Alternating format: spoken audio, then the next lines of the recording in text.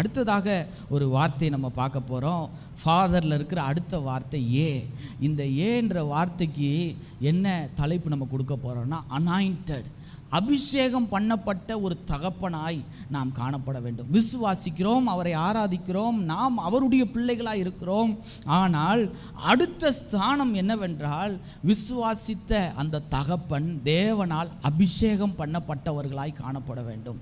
இந்த அபிஷேகத்தை நான் ஒரு சங்கீத புஸ்தகத்தின் வசனத்தின் மூலமாய் காண்பிக்கிறேன் பாருங்க. சங்கீதங்களின் புஸ்தகம் 89ஆம் சங்கீதத்தை எடுத்துக்கொள்ளலாம். இதில் ரொம்ப அழகாக எப்படி ஒரு அபிஷேகம் பண்ணப்பட்ட மனிதன், ஒரு தகப்பன் இருக்க முடியும். அந்த தகப்பன் அபிஷேகம் பண்ணப்பட்டவராக இருந்தாரானால் அவருடைய சந்ததிகள் எப்படிப்பட்டவர்களாக இருப்பார்கள் என்று சொல்லி வார்த்தைகளால் அழகாக இந்த சங்கீதத்தில் சொல்லப்பட்டிருக்கிற ஒரு காரியத்தை நாம் பார்க்க முடியும். 89வது சங்கீதம் 20வது வசனம், என் தாசனாகிய தாவீதை கண்டுபிடித்தேன், என் பரிசுத்த ஸ்தலத்தினால் தைலத்தினால் அவனை அபிஷேகம் பண்ணினேன். முதல்ல பாருங்க, என் தாசனாகிய தாவீதை கண்டுபிடித்தேன், என் பரிசுத்த தைலத்தினால் அவனை அபிஷேகம் பண்ணினேன். இங்கே கர்த்தர் தாவீது என்கிற ஒரு மனிதனை அபிஷேகம் பண்ணுகிறதை இங்கே காண்பிக்கிறத நம்ம பார்க்கிறோம். என் தைலத்தினால் அவனை அபிஷேகம் பண்ணினேன், என் பரிசுத்த தைலத்தினால் அவனை அபிஷேகம் பண்ணினேன். அபிஷேகம் பண்ணுவது என்பது என்னவென்றால், தேவனால் ஒரு மனுஷன் அங்கீகரிக்கப்படுவது, ஒரு காரியத்தை செய்வதற்கு அங்கீகரிக்கப்படுவது. ராஜாவாக அபிஷேகம் பண்ணப்பட்டார்கள், ஆசாரியர்களாக அபிஷேகம் பண்ணப்பட்டார்கள், தீர்க்கதரிசிகளால் அபிஷேகம் பண்ணப்பட்டார்கள். புதிய ஏற்பாட்டு காலத்திலே எல்லார் மேலும் அந்த அபிஷேகம் வந்தது. அவர்கள் தேவனால் நடத்தப்படுகிறவர்களாக இருந்தார்கள். Led by the spirit of God என்று சொல்லி புதிய ஏற்பாட்டு மனிதர்கள் அவர்கள் நடத்தப்பட்ட விதத்தை சொல்லுகிறதை நாம் பார்க்கலாம். ஆனால் இந்த சங்கீதத்தில் தொடர்ச்சியாக உள்ள வசனத்தை பாருங்க. அபிஷேகம் பண்ணினேன் என்று சொன்ன ஆண்டவர், என் கை அவனோடே உறுதியாயிருக்கும், என் புயம் அவனை பலப்படுத்தும். இந்த அபிஷேகம் பெற்ற மனிதன் பலவீன பாண்டமாக இருக்கலாம், இல்லை என்றால் காரியங்களை செய்வதற்கு போதுமான ஞானம் இல்லாதவனாக இருக்கலாம், இல்லை என்றால் தான் நிறுத்தப்பட்ட ஸ்தானத்திற்கு ஏற்ற மனிதனாக இல்லாமல் இருக்கலாம். ஆனால் அபிஷேகம் ஒரு மனிதனை எப்படி மாற்றும் என்றால், கர்த்தருடைய கை அவனை உறுதிப்படுத்தும். அடுத்தது பாருங்க, என் புயம் அவனை பலப்படுத்தும்.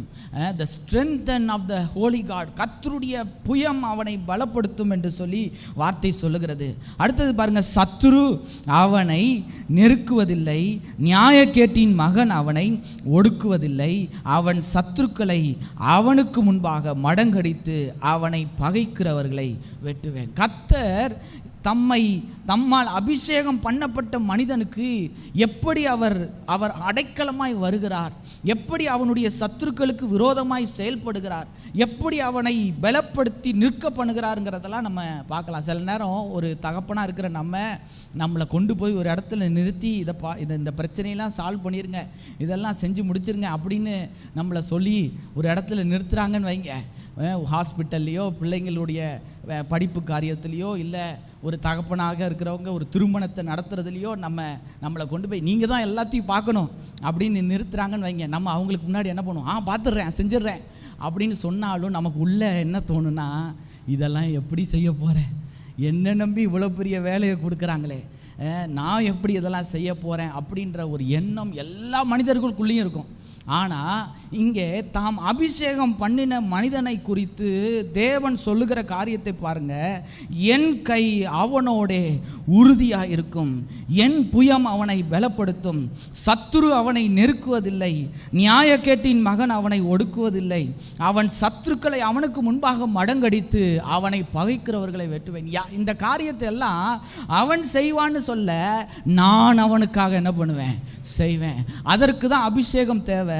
ஏனென்றால் நம்மை உண்டாக்கின ஆண்டவர், நாம் அவரை விசுவாசிக்கும் போது, அவரை நம்பும் போது அவர் நமக்காய் இறங்கி கிரியை செய்கிற இடம்தான் இந்த அபிஷேகம். நாம் அவரால் அபிஷேகம் பண்ணப்படும் போது, அவரால் நாம் தெரிந்து கொள்ளப்படும் போது, அவருடைய அந்த அந்த மகிமை நம்மேல் இறங்கி வந்து இருக்கும்போது நாம் எதையும் செய்ய வேண்டியதில்லை. கர்த்தர் நமக்காக இறங்கி கிரியை செய்கிறத நம்ம என்ன பண்ணுவோம், நம்ம அனுபவிப்போம். கர்த்தர் செஞ்சிட்டார் பிரதர், இந்த காரியம்லாம் இருந்துச்சு. சில நேரம் சாட்சி சொல்கிறவங்களை பாருங்கள், இதெல்லாம் இருந்துச்சு, இவ்வளோ பிரச்சனை இருந்துச்சு, இவ்வளோ காரியங்கள் இருந்துச்சு, ஆனால் கர்த்தர் எனக்காக இறங்கி காரியங்களை செஞ்சாங்க, ஆண்டவருக்கு நான் நன்றி சொல்கிறேன்னு ஒரு மனுஷன் சொல்கிறது தான் உண்மையான சாட்சியை என்ன பண்ண முடியும், இருக்க முடியும். நான் செஞ்சேன்னு சொல்ல முடியாது. மெய்யாகவே கர்த்தர் வந்து அதை நடத்துகிறத அபிஷேகம் பண்ணப்பட்ட ஒரு தகப்பன், அபிஷேகம் பண்ணப்பட்ட மனிதன் என்ன பண்ண முடியும்னா உணர முடியும். அதோட முடியல பாருங்க, என் உண்மையும் என் கிருபையும் அவனோடு இருக்கும், என் நாமத்தினால் அவன் கொம்பு உயரும். எவ்வளோ அழகான வார்த்தைகள் பாருங்க. அபிஷேகம் என்று சொல்லி என் தாசனாகிய தாவீதை கண்டுபிடித்தேன், நான் அவனை அபிஷேகம் பண்ணினேன் என்று சொல்லுகிற ஆண்டவர் அந்த அபிஷேகத்துக்கு பின்பாக இவ்வளவு ஆசீர்வாதங்களை கொடுக்கிறார். என் உண்மையும் என் கிருபையும் அவனோடு இருக்கும், என் நாமத்தினால் அவன் கொம்பு உயரும். நீதிமான் வர வர என்ன பண்ணுவானா, விருத்தி அடைவான். நீதிமான் ஆசீர்வதிக்கப்படுவான். எப்படி ஆசீர்வதிக்கப்படுகிறான் என்றால், கர்த்தர் அவனுக்காக இறங்கி வந்து அவன் கொம்பை என்ன பண்ணுறாரு, உயர்த்துறாரு.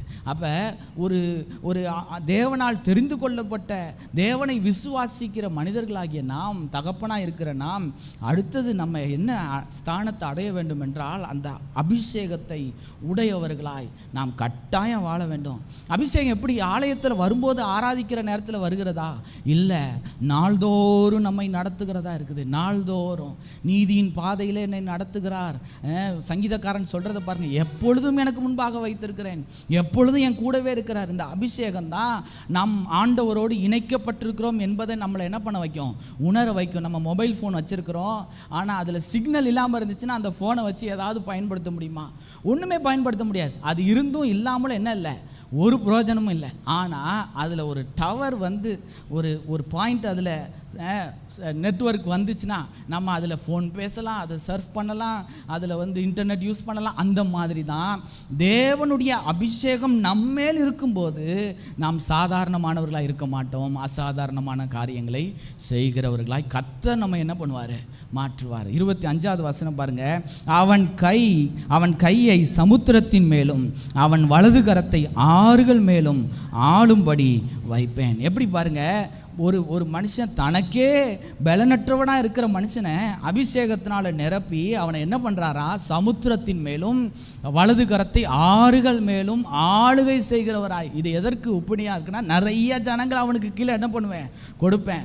அவன் அவர்கள் என்ன பண்ணுவான், ஆளுகை செய்வான். அந்த அதிகாரம் அவனுக்கு கொடுக்கப்படும் என்று சொல்லி இங்கே அபிஷேகத்தினால் ஏற்படுகிற காரியங்களை ஆண்டவர் இந்த வசனங்களிலே சொல்லுகிறார். தாவீது எப்படிப்பட்டவர் என்று நமக்கு தெரியும்.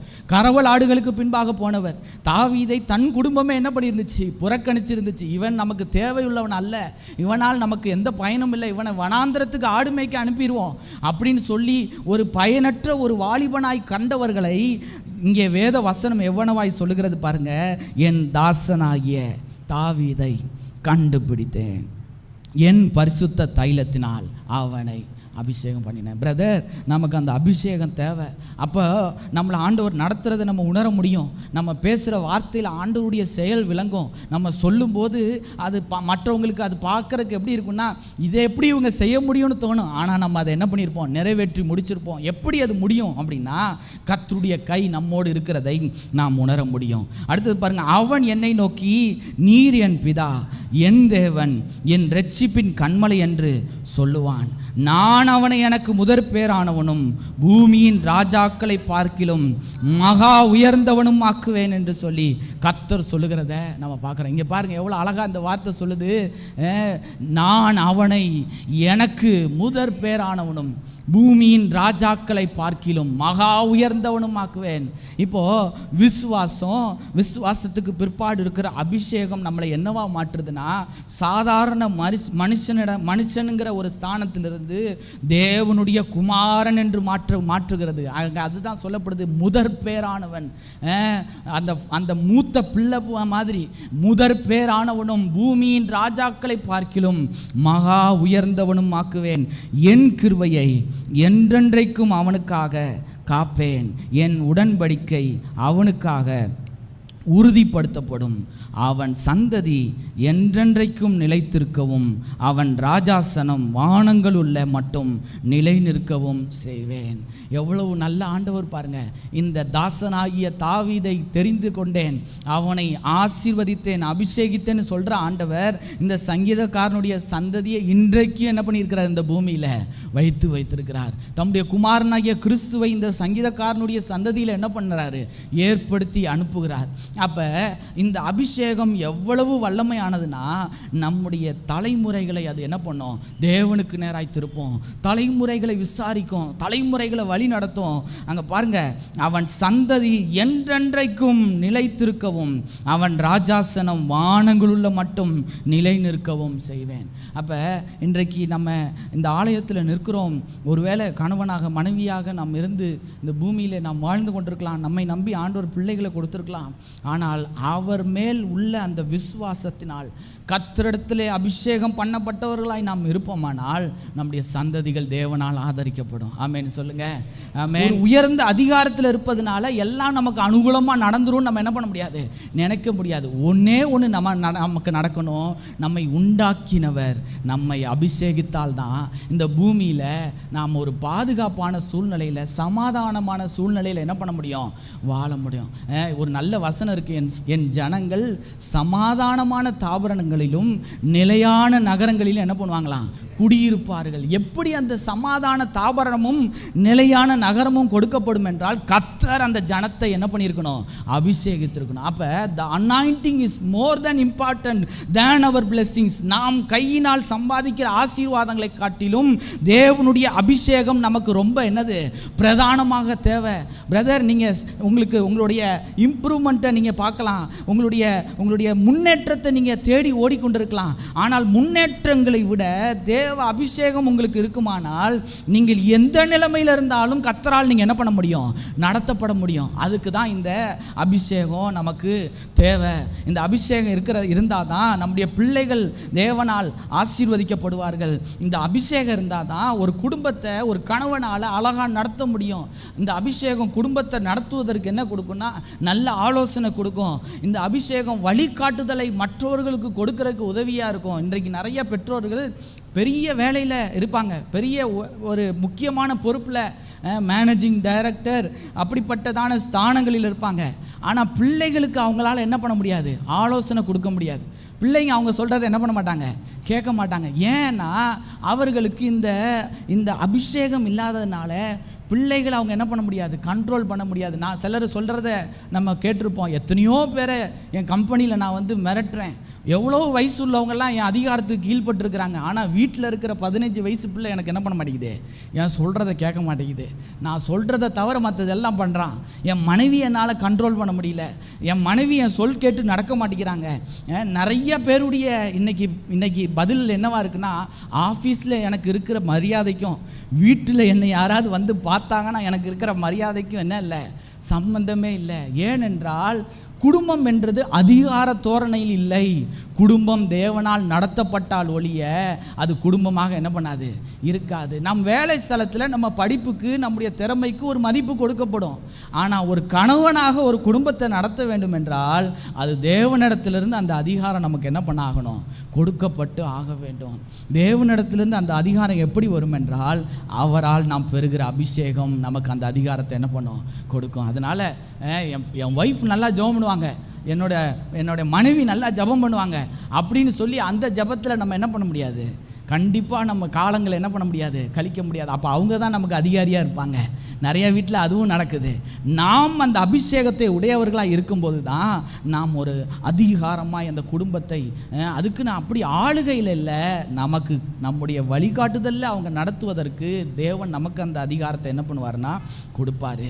அப்போ முதல்ல என்ன பார்த்தோம்? எஃப் ஃபார் ஃபெய்த், ரெண்டாவது ஏ ஃபார் அனாயிண்டிங், ஒரு அபிஷேகம் பண்ணப்பட்ட ஒரு தகப்பன். முதல்ல பார்த்தோம் விசுவாசம் உள்ள தகப்பன், ரெண்டாவது அபிஷேகம் பண்ணப்பட்ட தகப்பன்.